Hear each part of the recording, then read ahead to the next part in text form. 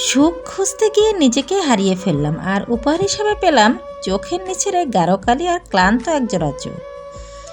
সুখ খুঁজতে খুঁজতে যে নারীর চোখের নিচে কালশিটে পড়ে গেছে তাকে ধৈর্যের গল্প শোনাবেন না। পৃথিবীর সবচেয়ে কঠিন স্কুল হলো জীবন, আর সবচেয়ে মেধাবী ছাত্রী হলো সে যার কপাল ভালো না। পরিস্থিতি তাকে শিখিয়েছে তাকে চুপ থাকতে, বাস্তবতা তাকে শিখিয়েছে পাথর হতে।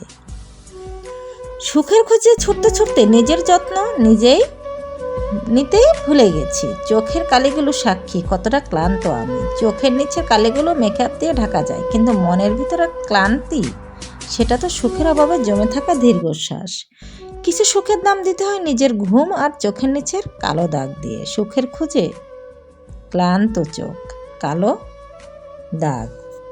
যে মেয়েটা একসময় অল্প আঘাতে ভেঙে পড়তো সে আজ পাহাড় সমান কষ্ট নিয়েও মুচকি হাসে। এটাই তার শক্তি।